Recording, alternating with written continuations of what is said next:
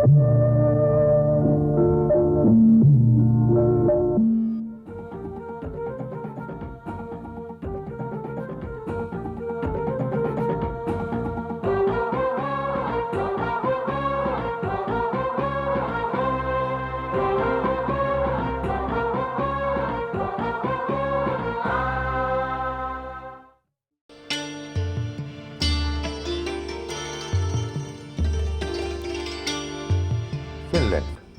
प्राकृतिक संपदा, महान संस्कृति, जातीय पहचान, मानव विकास और उसके लिए किए गए इंसान के अनथक संघर्ष का प्रतीक भूखंड है, जिसके ज़हनी और तहजीबी तार विश्व के कई प्राचीन देशों और संस्कृतियों से जुड़े हैं।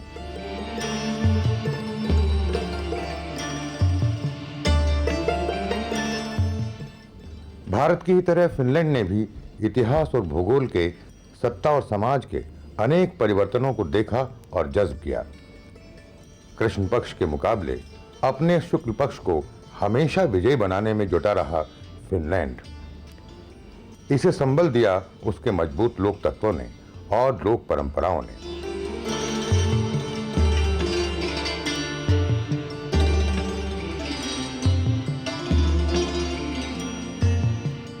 (1809) फिनलैंड के लिए ऐतिहासिक वर्ष है। हामिना की संधि के अंतर्गत फिनलैंड स्वीडन का हिस्सा न रहा और एक स्वायत्त ग्रैंड डची के रूप में रूसी अधिकार में आ गया। ये एक सांस्कृतिक झटका था। अस्मिता का संकट पैदा हुआ। नई अस्मिता की कीमत थी भाषा का परिवर्तन। 2 दशकों के भीतर ही स्वीडी नहीं बल्कि फिनी बुद्धिजीवियों की साझी भाषा बन गई। यहीं से फिनी समाज में अपनी सांस्कृतिक पहचान की छटपटाहट शुरू हुई और वातावरण में एक राष्ट्रीय संस्कृति का स्वप्न जन्म लेने लगा।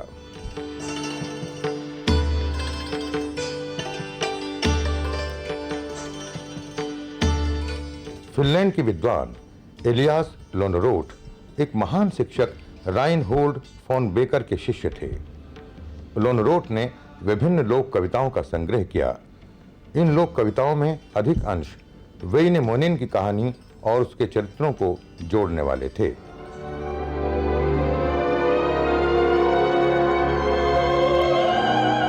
लोनरोट ने फिनलैंड के राष्ट्रीय महाकाव्य कालेवाला की इखरी बिखरी कविताओं को इकट्ठा किया। कालेवाला पर आधारित कई बैले, नाट्य रचनाएं और फिल्मों का निर्माण हुआ।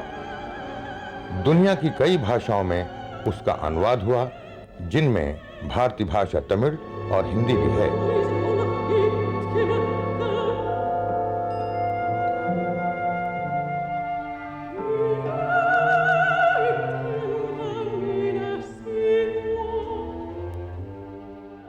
वर्षों की अनथक मेहनत और लगन से हिंदी में काव्यानुवाद का ये बड़ा और ऐतिहासिक काम कवि आलोचक विष्णु खरे ने किया।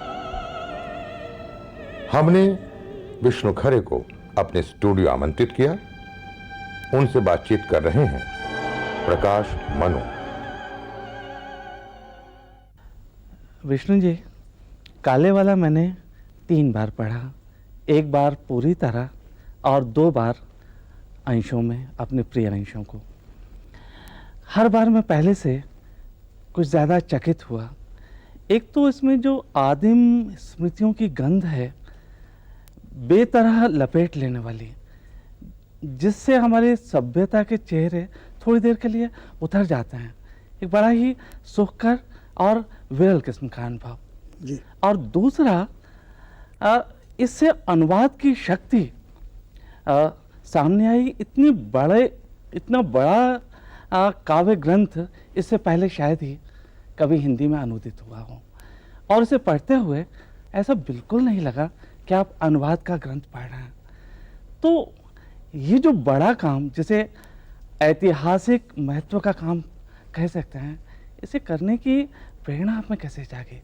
इसकी कहानी ये है प्रकाश जी के बचपन से ही मेरा बहुत ज़्यादा रुझान हमारे जो अपने भारतीय महाकाव्य हैं, यानी महाभारत और रामायण, और उनमें से भी ज़्यादा महाभारत, उसमें बहुत रहा है उसके प्रति। तो मैं संसार के तमाम महाकाव्यों के प्रति आकृष्ट हूँ उस तरह से। आप देखें, यानी ये यूनान के महाकाव्य हैं या जो रोम के हैं या अन्य यूरोपियन देशों के हैं, इसका जो किस्सा है वो इस तरह है कि मैं जब हंगारी कविताओं का अनुवाद कर रहा था 1980 में, तो ये शायद आपको मालूम होगा कि हंगारी भाषा और फिनिश भाषा ये एक विशेष भाषा परिवार से आती हैं जिसको फिनो उग्रिक भाषा कहा जाता है। तो जब मैं इसका अनुवाद कर रहा था हंगेरियन कविता का, तो ये बात फिनिश दूतावास में कुछ लोगों को मालूम पड़ी कि मैं हंगेरियन से अनुवाद करता हूँ। हालांकि वो उनका भ्रम था, क्योंकि मैं हंगेरियन तो जानता नहीं हूँ कि हंगेरियन से अनुवाद करूँ, अंग्रेज़ी के माध्यम से करता हूँ।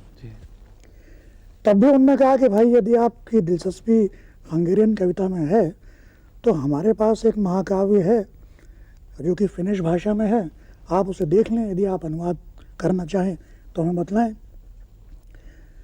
जब मैंने इस महाकाव्य, जिसका कि मूल नाम कलेवाला है, कलेवा नाम का एक ज़िला है, वहाँ की ये कथा है बेसिकली। तो जब मैंने कलेवाला का अंग्रेज़ी अनुवाद पढ़ा, जो एक करबी नाम के सज्जन हैं जिन्होंने आज से ठीक 100 साल पहले किया था अंग्रेज़ी में, तो मुझे दिया गया। मैंने जब वो अनुवाद पढ़ा तो मैं, जैसा कि आप कह रहे हैं कि आपको एक चमत्कार या चकित होने जैसी कैफियत होती है, तो ठीक वही अनुभव मेरा रहा। मैंने कहा कि भाई ये क्या चीज़ पढ़ रहा हूँ मैं, और ये कहाँ था अब तक, और इसके बारे में हमें पता क्यों नहीं है। क्योंकि एक जो मोटी सी बात है वो ये कि मूलतः कालेवाला भी संघर्षों, युद्धों और मानव की प्रगति के बारे में। अच्छा ठीक है, यही अपना महाभारत है। तो मैंने कहा कि ये तो बहुत करीब है महाभारत से। और यही नहीं, इसका जो नायक है वैनामोइनेन, उसमें आप चाहें तो महाभारत के बहुत सारे योद्धाओं को देख सकते हैं। उसमें कृष्ण भी है, अर्जुन भी है, सात्यकी भी है, कहीं दुर्योधन, कर्ण भी मिल जाते हैं। तो मैंने कहा ठीक है, मैं उसको करूँगा। लेकिन जैसा कि आप जानते हैं, ये 24,000 पंक्तियों का महाकाव्य है। यही चकित करता। उन्होंने मुझसे कहा कि आप उसको 1 साल में कर दीजिए। मैंने कहा 1 साल में करना तो असंभव है, लेकिन मैं कुछ इसके लिए वक्त लूँगा। खैर उन्होंने मुझे वक्त दिया, यानी 1984-85 से मैंने काम शुरू किया इस अनुवाद पर, और होते होते ये ख़त्म हुआ 1989 में, यानी 4-5 साल लग गए। लेकिन ये इसीलिए संभव हुआ कि यदि महाभारत मैंने बचपन से लेके अब तक, आप इस पर यकीन करें या ना करें, मैंने सैकड़ों बार पढ़ा है। हाँ, आप कह चुके हैं पहले। तो चूंकि उसको पढ़ने का अभ्यास है, और वो तो 1 लाख श्लोक का है, इससे 5 गुना है वो कालेवाला से। तो यदि उससे पढ़ने का अभ्यास है और उसको पढ़ने में रुचि है और बार बार रुचि है और बार बार उसके पास में जाता हूँ, तो मैंने कहा कालेवाला भी सच सकता है।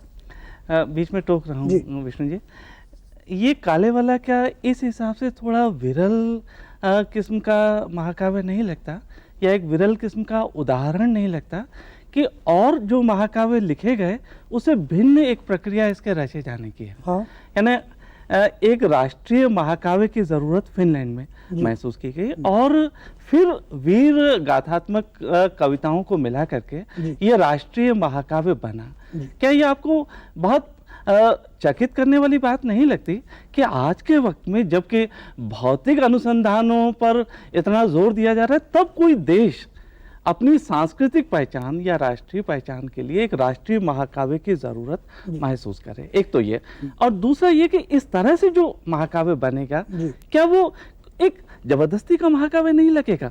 यानी महाभारत की तुलना में क्या वो कुछ कम विकसित या अल्प विकसित इस प्रकार का भी लग सकता है?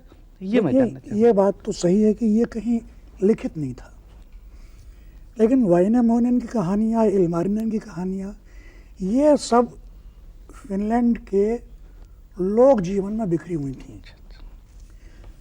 अब इसमें जो इसका संकलन करता है, जो इसका नाम एलियास लोनड्रोट है, जो एक डॉक्टर था, मेडिकल डॉक्टर पेशे से, लेकिन उसको एक दिलचस्पी थी ऐसी चीज़ें इकट्ठा करने की, उसने किया। जैसे अपने देवन सत्यार्थी जी को है, उस तरह का एक काम था, वैसे पागलपन का।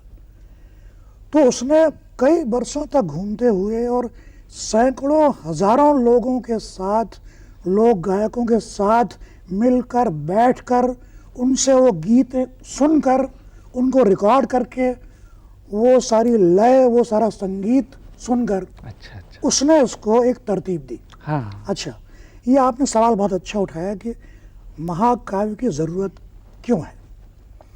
अब ये जो प्रश्न है ना, ये हमें सालता नहीं, क्योंकि हमारे पास 2 महाकाव्य तो बने बनाए हैं, उसके बाद भी ऐसी पुस्तकें हैं जिनको आप महाकाव्य कह सकते हैं, रामचरित और हर भाषा में है महाकाव्य, और अभी तक लिखे जा रहे हैं। तो हमारे यहाँ महाकाव्यों का टोटा नहीं है। हुआ ये कि यूरोप में जो जर्मन महाकवि गेटे थे, उन्होंने विश्व साहित्य की एक परिकल्पना की, और उनका यह सिद्धांत है कि जिस राष्ट्र के पास अपना महाकाव्य नहीं है वो राष्ट्र नहीं है। उनका सिद्धांत यह था कि यदि एक जनता अपने आप को राष्ट्र कहलाना चाहती है तो उसके पास कम से कम एक महाकाव्य होना चाहिए। नहीं, लेकिन अगर वो जबरदस्ती का महाकाव्य ना, बनाया गया महाकाव्य हो, तो क्या वो कुछ अल्प विकसित महाकाव्य न लगेगा, या उसमें कुछ एक बनावटीपन ये नहीं लगेगा? देखिए, जैसे कि सांगोपांग विकास जिस तरह से रामायण या महाभारत में चरित्रों का दिखाई पड़ता है, शायद वैसा यहाँ कालेवाला में नजर नहीं। लेकिन आप ये भी देखिए ना, जैसे अपने ऋग्वेद है, हाँ, ऋग्वेद को 150-200 ऋषियों ने लिखा है। ये आपको कैसे मालूम कि वाल्मीकि की रामायण सिर्फ वाल्मीकि ने ही लिखी है? इसके प्रमाण हैं कि उसके कई लेखक हैं, है ना। तुलसीदास का रामचरितमानस है, वो दरअसल मूल ग्रंथ नहीं है, उसका अधिकांश वाल्मीकि रामायण का अनुवाद है। तो महाकाव्य को एक व्यक्ति द्वारा लिखा गया एक मोनोलिथिक ग्रंथ मानना भी गलत है। जैसे हमारे आला महाकाव्य, अब यदि आप बुंदेलखंड में जाएं तो बुंदेलखंड के हर शहर में अलग अलग आला गाया जाता है, लेकिन उसको मिला के एक आला बनता है, और बनना चाहिए। ठीक। तो लोनड्रोट ने ठीक ये काम किया। वो गांव-गांव गया, दूर दराज के गांव तक, जहां स्लेज के कुत्ते भी नहीं पहुंच सकते थे, वहां गया वो। उसको यदि मालूम पड़ता कि एक कोई पागल गायक है कहीं जिसके पास 150 पंक्तियां हैं कालेवाला की, वो जाता था, वो रिकॉर्ड करता था। तो इस तरह से ये चमत्कार उपलब्ध तो था, लेकिन लोक जीवन में बिखरा हुआ था। लोनड्रोट का जो कमाल है वो एक संपादक का कमाल है, कि उसने इस पूरे महाकाव्य की कहानी के बीच में एक तार खोजा, उसको एक तरतीब दी, और बाकायदा फिनलैंड सरीखे देश को एक महाकाव्य दिया। क्योंकि यह आप ना भूलें, हम लोग आज का यूरोप देखते हैं, समझते हैं कि यूरोप बहुत तरक्की हमेशा करता रहा होगा। यूरोप अंधकार में था 700 ईस्वी में, और जब हमारे यहाँ अशोक और मौर्यों का साम्राज्य था, तब तो वहाँ पर सिर्फ भेड़ियों का राज्य था, और यूरोपीय आदमी एक जानवर तरह रहता था। वहाँ सभ्यता तो रोम वाले लगे हैं 200 BC में, उससे पहले था क्या वहाँ? तो जब ये सारी जनताएं जागी, जब इनमें ईसाईयत का प्रवेश हुआ, और जो रोमन रेनेसांस है जो वो पूरे यूरोप में गया, तो इन सब जातियों को चिंता हुई कि हमारी किताबें कहाँ हैं, हमारी परंपरा कहाँ है, हमारे गीत कहाँ हैं, हमारा संगीत कहाँ है, हमारा साहित्य कहाँ है। उसको लेकर ये जो कोशिश शुरू हुई, उसमें फिर गेटे ने एक पलीता लगा दिया कि अगर तुम्हारे पास महाकाव्य नहीं है तो तुम राष्ट्रीय नहीं हो। तो उन्होंने कहा ठीक है, हम लेके आते हैं। इसमें कुछ जालसाजियाँ भी हुई हैं यूरोप में, लेकिन जालसाजियाँ पकड़ा गई। लेकिन कालेवाला के बारे में ये कोई नहीं कह सकता कि जालसाजी है। अच्छा, कालेवाला में अगर यह देखें कि इसके चरित्र या कथात्मक घात प्रतिघात, या कालेवाला का मैसेज, या कि कालेवाला का एक खास तरह का आदिम और जादुई वातावरण, मतलब क्या चीज़ थी जो आप पर छा गई और अनुवादक के रूप में आपको एक चुनौती की तरह से महसूस हुई? एक तो ये देखिए, कालेवाला का जो समाज है वो एक बनता हुआ और कच्चा है ना, रॉ जिसको कहते हैं ना, जैसे हम लोग कोई सब्जी कच्ची खाते हैं, तो उस तरह का समाज है। और इस कविता में भी कच्चापन मौजूद है सारा, यानी एक सभ्यता है जो अभी विकसित हो रही है। उसमें लोग खेती करना सीख रहे हैं, उसमें लोग जंगल साफ करना सीख रहे हैं, उसमें लोग लोहा गलाना सीख रहे हैं, वहाँ भट्टियाँ बन रही हैं, उसमें कुछ अजीब किस्म की मशीनें बन रही हैं। फिर यह है कि ज़मीन को लेके और ज़र को लेके एक संघर्ष भी है, एक ताकत ऐसी है जो कि शायद पापमयी ताकत है, और ये वाइनामोनियन की जो ताकत है वो एक पुण्यमयी ताकत है। जैसा कि अपने रामायण और महाभारत में कि रावण जो है पाप का प्रतीक है, राम पुण्य के प्रतीक हैं, कौरव जो हैं वो पापी हैं, पांडव जो हैं वो पुण्यवान हैं। तो इस तरह का एक आदिम संघर्ष जो आपको मिलता है। तो आपको लगता है कि जब आप अपने देखते हैं अपने ट्राइबल्स को, आदिवासियों को, तो मुझे बार बार लगता है कि इन लोगों में कहीं कोई काला वाला तो नहीं मौजूद है। इनका काले वाला क्या है? क्या किसी ने कोशिश की कि इनका जो अपना महाकाव्य, क्योंकि अब तो वो दूषित हो गए हमसे, लेकिन आज से 1200 वर्ष पहले या 2000 वर्ष पहले भीलों का या मुंडा का अपना कोई काला वाला, जैसे कि आर्यों का भाई ऋग्वेद जो है दरअसल क्या है? ऋग्वेद तो हम धार्मिक पुस्तक मानते हैं, ऋग्वेद धार्मिक पुस्तक नहीं है। ऋग्वेद एक कविता की पुस्तक है जिसे 150-200 ऋषियों ने बनाया है, और वो 1000 वर्षों में बनी है। वो कोई ऐसा नहीं है कि कल बन गया वेद ना। उसके लिए आर्य कहाँ से शुरू हुए? मध्य एशिया से यहाँ तक आते आते वेद बना है। उसमें स्मृतियाँ हैं, संघर्ष हैं, उसमें देव दानव संघर्ष है, पता नहीं क्या क्या है।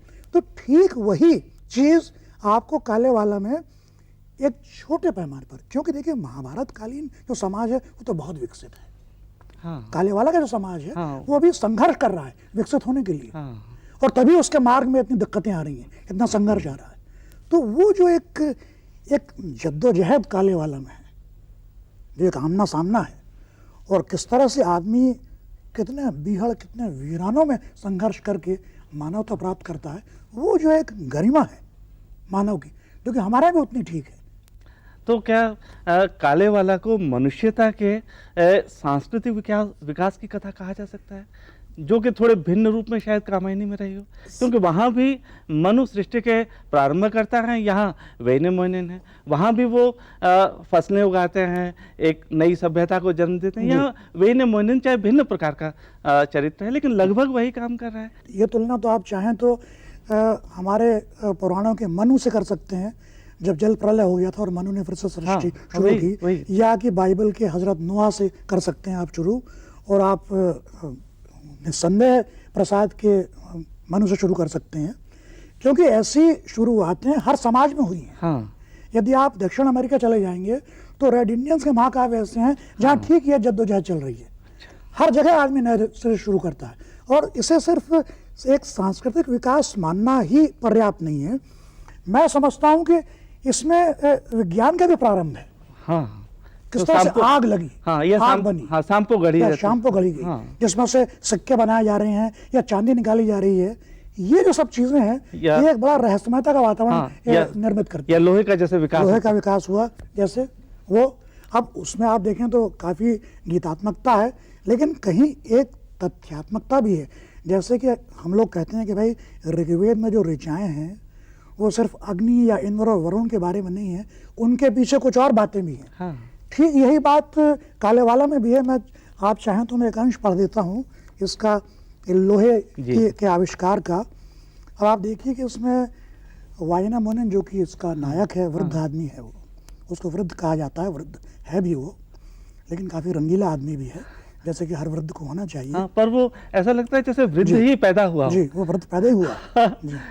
तो वो कहता है कि तब वृद्ध वाइनामोनियन ने इन शब्दों में उत्तर दिया, लोहे का जन्म मैं खूब जानता हूँ और कैसे इस्पात पहले गढ़ा गया था। हवा पुरातन माँ है, जल सबसे बड़ा भाई है, लोहा उससे छोटा भाई है, और अग्नि उनके बीच में है। उक्को सृष्टाओं में सबसे शक्तिशाली ने, ऊपर स्वर्ग में रहने वाले उस ईश्वर ने हवा से जल को अलग किया, महाद्वीपों को जल से अलग किया। तब अशुभ लोहा अजन्मा था, अनिर्मित, अविकसित। उक्को शीर्षस्थ परिमंडलों के ईश्वर ने अपने सर्वशक्तिमान हाथ आपस में रगड़े, अपने दोनों हाथ उसने आपस में रगड़े, और फिर अपने बाएं घुटने पर उन्हें दबाया, और 3 कुमारियां निर्मित हुईं। सृष्टि की 3 सुंदर दुहिताएं, लोहे के जंग की माताएं और नीले मुंह वाले इस्पात की धाएं। डगमगाते हुए पैरों से कुमारियां चली नन्हे बादलों की किनारियों पर, और उनके सुविकसित स्तन झर रहे थे और उनके कुचाग्र बहुत दर्द कर रहे थे। नीचे धरती पर उनका दूध बह चला, उनके स्तनों से उफन कर बहते हुए भराव से। धरती पर दूध और दूध दलदलों पर, दूध शांत जल पर। इस तरह से ये लंबा जाता है। मैं अभी कल ही मैं कठोपनिषद पढ़ रहा था, उसमें इतनी चीज़ें समान हैं कि जल कैसे बना और जल कैसे अग्नि से अलग हुआ और अग्नि से और बाकी चीज़ें कैसे, ये सारा का सारा वही सिलसिला है। मैं आपसे बतला रहा हूँ। हाँ, वे स्थल जिनमें वेने मोइनेन नहीं हैं, कालेवाला के वे स्थल पढ़ने में मुझे दिक्कत आई। वेने मोइनेन के बगैर कालेवाला की कल्पना करना मुश्किल होती है। लेकिन ये वेने मोइनेन कहीं ना कहीं अभागा भी है, क्या ऐसा आपको लगता है? और इस लिहाज से वे चरित्र जिनसे आप उनकी तुलना कर रहे हैं, आपने अभी तुलना की कृष्ण से या और दूसरे पात्र, उनसे वो बहुत भिन्न भी कहीं लगता है। देखिए, वेने मोइनेन जो है वो एक आयामी पात्र नहीं, उसमें कई तत्व हैं। इस अर्थ में कि कहीं तो वो कृष्ण की तरह बांसुरी बजाता है या संगीत उत्पन्न करता है और उससे पूरी सृष्टि को मुक्त कर देता है ना। ये भी है कि उसकी बहुत गहरी दिलचस्पी नारियों में है, लेकिन हर बार वो परास्त होता है, परास्त भी होता और कम से कम प्रेम जी, के मामले में वो जी। बेहद अभागा। इसमें वो हमारे ऋषियों की तरह है। जैसे हमारे ऋषि विश्वामित्र वगैरह हैं, जिन्होंने उर्वशी और मेनका वगैरह से प्रेम किया लेकिन असफल रहे, या उनको शाप मिला है, कुछ भी हुआ, कुछ अघटित घटा गोया।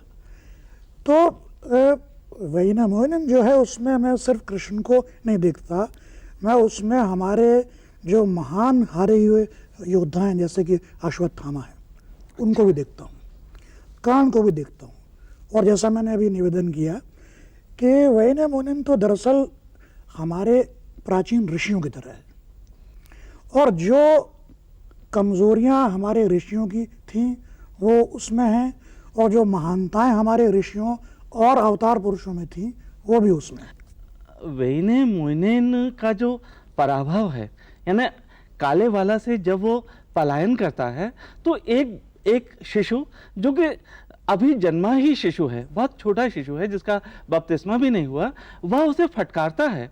और वेने मोइनेन अपनी सारी गीत संगीत की संपदा उसे सौंप करके परास्त और हत वीर्य हुआ सा वहां से पलायन करता है। ये अश्वत्थामा से बहुत मिलती जुलती हुई स्थिति है, लेकिन ये स्थिति क्या बहुत निराश करने वाली है, या कहीं इसमें एक आस्था भी है कि वो जो शिशु है वो एक नए युग का सत्य है जिसके सामने पुराने युग का बड़े से बड़ा पराक्रमी टिक नहीं सकता। ये तो सही है। देखिए ना, ऐसा है कि यदि वाल्मीकि सिर्फ वाल्मीकि ही रहते और सिर्फ अकेले वाल्मीकि रहते तब तो बहुत मुश्किल होती। वाल्मीकि के बाद भी महाकवि आए, आखिरकार आप भास, भारवी, कालिदास, तुलसीदास सबका नाम लेते हैं, है ना।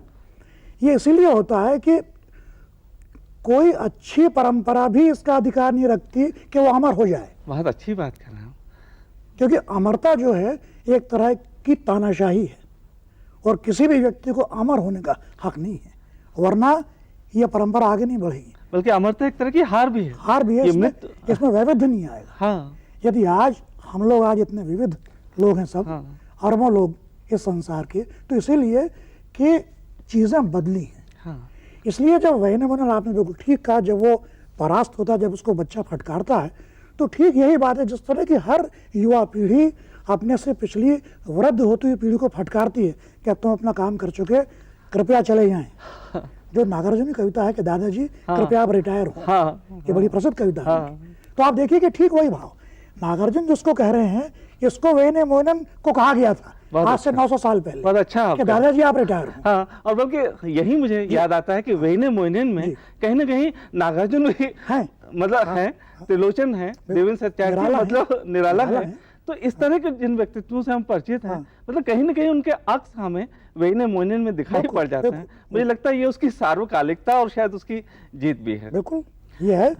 और इसमें ये भी है कि आप देखेंगे कालेवाला में कि लगता है ऐसे जैसे लगभग महाभारत काल या कि वेद काल जिस तरह का समाज है, लोग भटक रहे हैं, घूम रहे हैं, लड़ रहे हैं, हार रहे हैं, प्रार्थना कर रहे हैं, मिन्नतें कर रहे हैं, हाँ। लोहा ईजाद कर रहे हैं, हाँ दुश्मनों को हरा रहे हैं, हाँ, कभी या दुश्मनों से भाग भी या रहे हैं, युद्ध हो रहे हैं और या- स्त्रियों के लिए युद्ध हो रहे हैं, युद्ध हो रहे हैं, ये जिसमें सब है। बहुत सारा आदिम किस्म का साहस है। अच्छा, फिर एक बात और है कि जो हमारे यहाँ विवाह पद्धति है, हाँ ठीक वही विवाह पद्धति आपको हाँ काले वाला मिलती हाँ, है। उसका बहुत लगभग वैसे ही बारात का जाना, लगभग वैसे ही बारातियों की हंसी ठिठोली करना, हाँ, उनका स्वागत होना। वैसे स्वागत, वैसे गीत, वही सलाह वधू को कि तू जब अपने पति के घर जाए तो ऐसा करना, ऐसा ना करना, हाँ, बहुत ऐसे अच्छे, बैठना, ऐसे बहुत- उठना। बहुत अच्छे तो से मुझे हैं वो लगता काले है कि वाले। आप देखिए कि यानी जो जो जो हमारी मूल जो मानव वैल्यूज हैं, हाँ यानी एक विवाहित औरत कैसे व्यवहार करे, हाँ एक कुमारी कैसे व्यवहार करे, हाँ एक बहादुर व्यक्ति कैसे व्यवहार करे, एक महान चिंतक कैसे व्यवहार करे, हाँ। ये सब कुछ इसमें है। हाँ, बहुत- और ये सब कुछ महाभारत हाँ, में है, बहुत ये अच्छा, सब कुछ रामायण में है, बहुत अच्छा वेदों में उदाहरण है। आपने जी दिया। हाँ। लेकिन यही मैं एक बात और अपना एक पाठकीय अनुभव है जी। जो कि आपसे साझा करना चाहूँगा। यानी काले वाला को मैंने जब जब पढ़ा तब एक तरह की अव्यक्त पीड़ा भी मैंने महसूस की। ऐसा एक बार भी नहीं हुआ कि काले वाला को मैंने उठाया हो और मेरे सामने आला उदल वगैरह के वे पन्ने मेरे आंखों के आगे न तैर गए हों जिन्हें मैंने कभी बचपन में पढ़ा था। वे बहुत छोटी छोटी किताबें थीं और जो कभी चवन्नी या अठन्नी में मिला करती थीं, पीले कागजों पर वो छपी होती थी और मेरे प्रूफ की बेशुमार गलतियां होती थी। तो जब जब काले वाला को मैंने पढ़ा तब ये ज़रूर आया कि हम अपनी इस विरासत का क्या कर रहे हैं। मतलब वह विरासत कमतर नहीं है, लेकिन उस विरासत के सम्मान करने की भावना हम में कम है। इस हिसाब से कहीं ना कहीं हम कृतज्ञ समाज हैं, यह हर बार मेरे भीतर आया। क्या आपको भी इस तरह की कोई चीज़ महसूस हुई? यदि हम कृतज्ञ समाज ना भी हों तो हम कम से कम आलसी समाज तो हैं। जैसे आप देखिए, इस शताब्दी के शुरुआत में राहुल सांकृत्यायन ने कितना काम किया, कामता प्रसाद गुरु ने काम किया, हरिऔध ने काम किया, देवन सत्यार्थी हमारे बीच में 91 वर्ष के होने के बावजूद जीवित हैं, वो अपने आप में एक प्रतिभा हैं। रविन्द्रनाथ ठाकुर ने एक काम किया, आप सोचिए कितने लोकगीत उन्होंने इकट्ठे। कबीर को स्थापित करने वाले दरअसल रविन्द्रनाथ ठाकुर हैं अंतर्राष्ट्रीय मंच पर। अब दिक्कत ये हो रही है कि उतनी मेहनत कौन करे और उतनी दिलचस्पी कौन ले, उस तरह का दिमाग आप कहाँ से लाएं कि आप जाएं। और ये इसमें कोई शक नहीं कि हमारे बेशकीमती इस तरह के लोक काव्य, महाकाव्य और इवन मैं कहता हूँ कि हमारे जो मध्ययुगीन काव्य हैं उन तक तो कौन पढ़ता है आजकल। आप बताइए, कुतुबन कृत मरावती को कौन पढ़ता है, जैसी कौन पढ़ता है, या पृथ्वीराज रासो कौन पढ़ता है। आला उदल तो चलिए खुदा का शुक्र है कि वो एक लोक काव्य इतना सशक्त है जिसे कि अशिक्षित उसको- लोगों ने हाँ, जीवित रखा हुआ। करोड़ों लोग उसको पढ़ रहे हैं आज मतलब भी। पढ़े लिखों के बजाय अनपढ़ों ने उसे ज्यादा जीवित लेकिन रखा जो हुआ। बाकी हमारे जो महाकाव्य हैं वो बहुत बुरी दशा में है। और हमारे कई इस तरह की जो अचीन है महाकाव्य तो शायद बिला ही गए होंगे। तो बेशक अब ये चाहिए संस्थाओं को और सरकार को, और ये मैं बार बार मांग करता रहा हूँ कि इस देश में लोक संस्कृति की एक अपनी स्वतंत्र अकादमी होना चाहिए। विष्णु जी, एक आखिरी सवाल और आपकी ही इस बात से जुड़ा हुआ। जी। अभी सत्यार्थी जी से मेरी बातचीत हुई, आपने उनका जिक्र किया तो उन्होंने एक महत्वपूर्ण बात कही। उन्होंने कहा ये जो सभ्य या शहराती कहा जाने वाला साहित्य है, जी। इसको बार बार अपनी थकावट मिटाने के लिए लोक गंगा में स्नान करना होगा और स्नान करके फिर यह पुष्ट होगा, फिर यह नया होगा और नई ताकत और ऊर्जा से भरेगा। जी। क्या काले वाला इस प्रकार की एक चुनौती देता हुआ भी आपको लगता है इस समय, जबकि एक सदी के अंत में यह एक महाकाव्य हिंदी में आया है, क्या एक इस तरह की चुनौती लेकर भी आया है, ऐसा आपको लगता है? भाई देखिए, मैं ये तो नहीं कहता कि हिंदी का कवि या भारतीय कवि कालेवाला से कोई प्रेरणा प्राप्त कर सकता है सीधे, लेकिन हाँ वो ये ज़रूर प्रेरणा प्राप्त कर सकता है कि कालेवाला के समतुल्य हमारे लोक काव्यों को पढ़े, उन्हें खोजे, हमारे लोक गीतों में जाए। देखिए रेणु ने क्या किया, रेणु ने एक बिल्कुल हाँ, बहुत समसामयिक अच्छा- लोक काव्य बहुत अच्छा उदाहरण दिया। का आविष्कार किया। हमें ऐसा करना चाहिए जैसा एक स्तर पर विनोद कुमार शुक्ल कर रहे हैं। हाँ। वो एक निम्न मध्यवर्गीय कस्बाई लोक काव्य की खोज कर रहे हैं। काले वाला सरीखे काव्यों का, भारतीय काव्यों का और भारतीय लोक सामग्री का अध्ययन शायद हम सरीखे बाद के कवियों को दे सकता है, इसमें तो मुझे कोई शक नहीं। धन्यवाद विष्णु जी। कालेवाला को लेकर के आपके बहुत महत्वपूर्ण और बहुमूल्य विचार हमें सुनने को मिले। आपका बहुत बहुत धन्यवाद। आपको भी धन्यवाद।